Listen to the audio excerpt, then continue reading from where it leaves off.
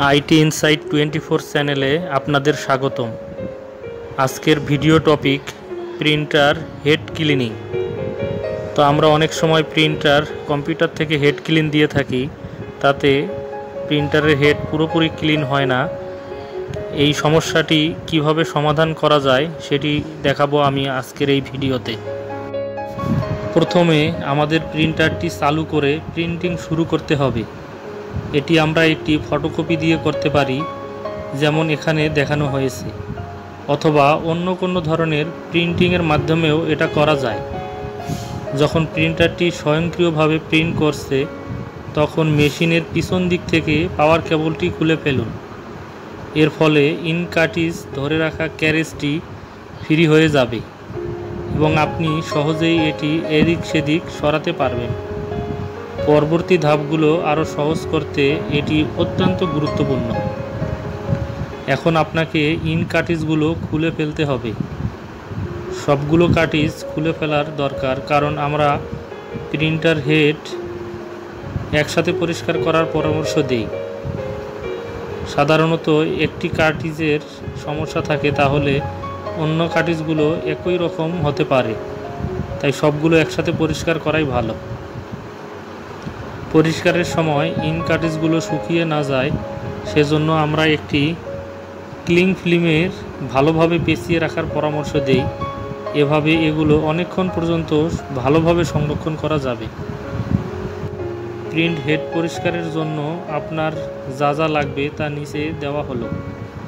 আমাদের কাছে দুই ধরনের ক্লিনিং সলিউশন আছে, যার মধ্যে একটি পরিবেশ বান্ধব গার্নিয়ারের বিকল্প। প্রথমেই আপনাকে একটি তরল পদার্থ ক্লিনিং সলিউশন গরম করে নিতে হবে।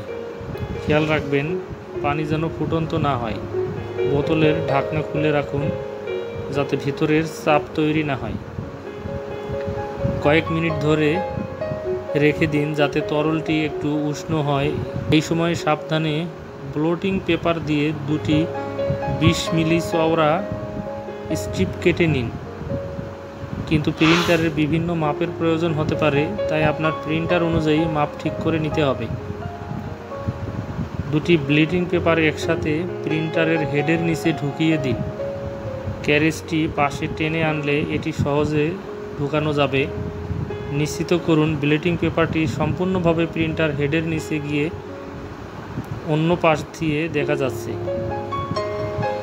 এখন সিরিঞ্জ ব্যবহার করে 2-3 মিলিলিটার পরিমাণ উষ্ণ ক্লিনিং সলিউশন পরিমাপ করে নিন। এরপর সিরিঞ্জের সাথে থাকা পাইপটি প্রিন্টারের উপরে দৃঢ়ভাবে লাগিয়ে দিন, যেন এটি শক্তভাবে আটকানো থাকে।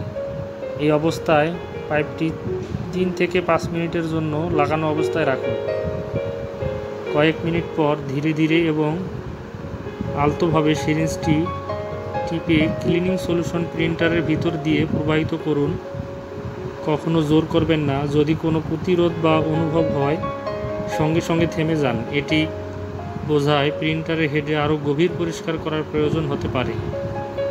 যদি আপনার প্রিন্টার হেডে দীর্ঘদিনে জমে থাকা কালি থাকে, তাহলে পাইপে কিছু ক্লিনিং সলিউশন রেখে সেটি সারা রাত ধরে লাগানো অবস্থায় রাখুন, তাতে শক্ত কালি গলতে সাহায্য করবে।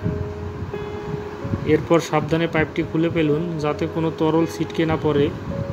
এখন ক্যারেজ সরিয়ে নিন এবং কালি লাগা ব্লিটিং পেপার তুলে ফেলে দিন। অবশেষে কার্ট্রিজগুলো পুনরায় বসিয়ে দিন এবং প্রিন্টারটি চালু করুন। আমরা জোরালোভাবে পরামর্শ দেই যে প্রিন্টারের সেলফ ক্লিন বা হেড ক্লিন ফাংশনটি অন্তত 2বার চালান। এরপর টেস্ট প্রিন্ট দিয়ে নজেল চেক করে দেখুন সব কিছু ঠিকমতো কাজ করছে কি না। যাই হোক, ভিডিওটি যদি ভালো লাগে তাহলে অবশ্যই একটি লাইক দিন এবং চ্যানেলটি সাবস্ক্রাইব করে বেল আইকনটি অন করে রাখুন, যেন কোনো ভিডিও মিস না হয়। ভালো থাকবেন।